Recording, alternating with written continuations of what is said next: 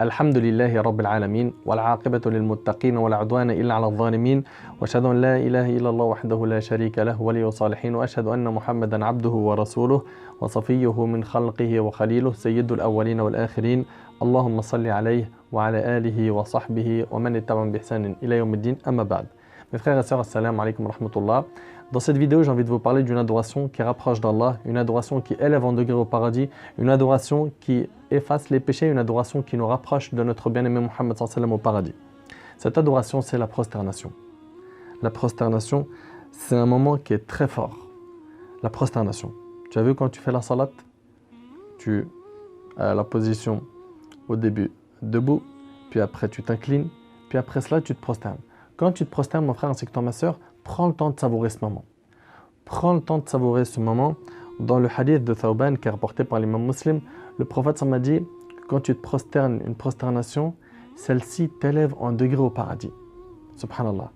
Que chaque prosternation, elle t'élève en degré au paradis et elle t'efface des péchés.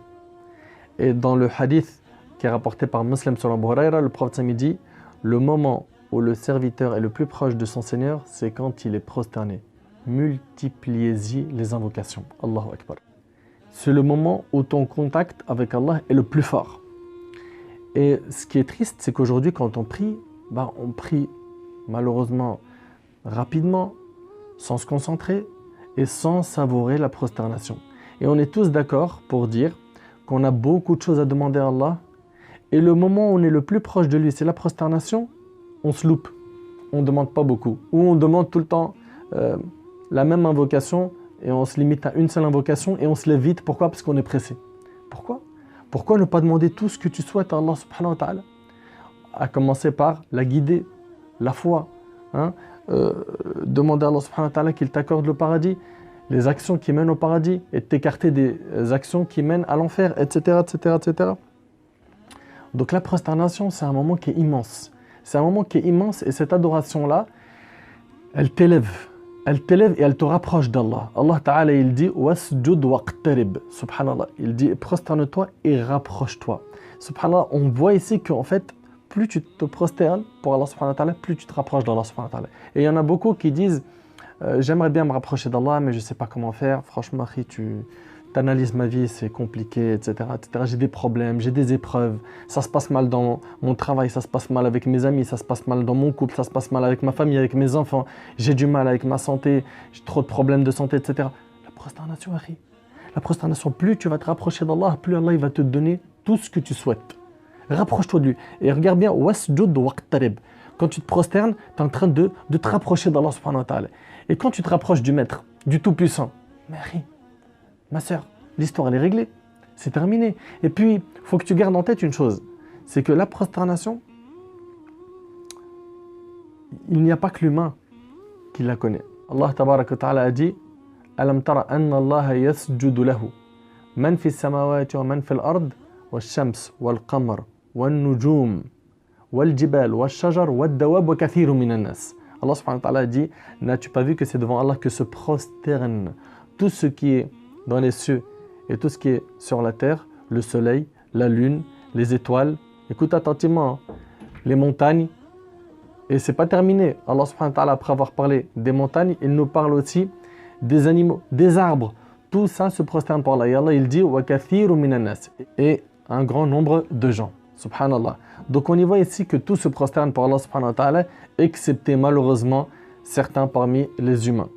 Certains parmi les humains qui, jusqu'à maintenant, ne veulent pas se soumettre à Allah subhanahu wa ta'ala et l'adorer comme il le faut. Non, ils veulent malheureusement l'adorer comme eux, ils le veulent. Donc mon frère ainsi que toi, ma soeur, cette adoration-là, elle est immense et elle rapproche d'Allah subhanahu wa ta'ala.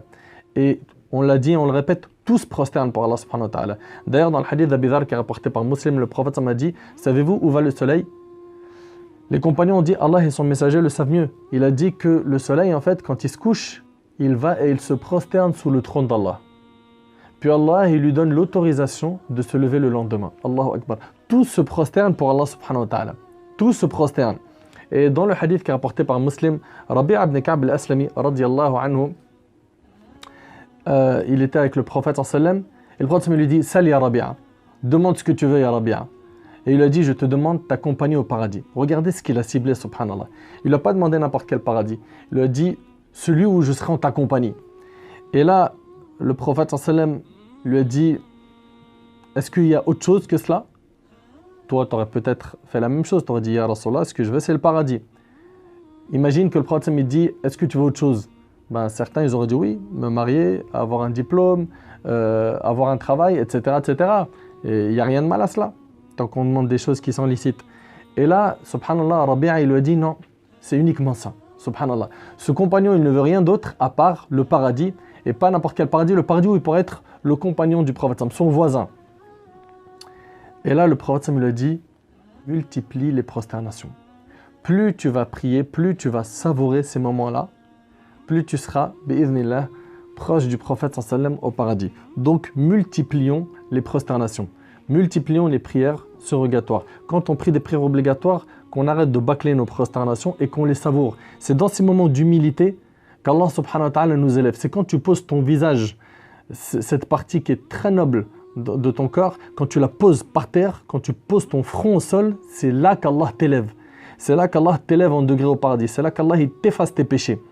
Et c'est à ce moment-là que tu peux demander à Allah subhanahu wa ta'ala et Allah tabaraka wa ta'ala te donne. Aussi, Abu Darda radiyallahu anhu, il disait, si ce n'était ces trois choses, je n'aurais pas aimé la vie d'ici-bas ou vivre dans la vie d'ici-bas. Et parmi elles, c'était se prosterner pendant la nuit. Subhanallah. Voilà ce qu'ils aimaient les compagnons, radiyallahu anhum. Et Rabi' ibn Khaytham, subhanallah, quand il se prosternait, on aurait dit que c'était un vêtement qui était posé par terre. Un vêtement, il ne bouge plus. Il pouvait même y avoir des oiseaux qui se posent sur lui. Il était très stable. Et nous, quand on se prosterne, bah malheureusement, on se prosterne trop rapidement, on ne savoure pas ce moment, on ne parle pas assez avec Allah, on ne demande pas assez à Allah et on essaye de bâcler rapidement. Allez hop. Et puis, on a énormément de choses à demander à Allah subhanahu wa ta'ala, mais on se limite à toujours la même demande ou deux, trois demandes qu'on dit sans aucune méditation, sans réfléchir, sans se concentrer. Enfin, mon frère ainsi que toi, ma soeur, tu as des problèmes, tu as des soucis. Avant d'appeler quelqu'un, avant de dire qui va pouvoir m'aider dans mes contacts, commence déjà par faire comme le prophète sallam. Dès qu'il avait une épreuve, alayhi sallam, il commençait par la prière. Prosterne-toi, prie, demande à Allah. Et combien de problèmes ont été réglés par quelques prosternations? Combien de problèmes? Malheureusement, on n'a plus les bons réflexes. Enfin, j'aimerais qu'on renoue notre relation bien comme il faut avec la prosternation.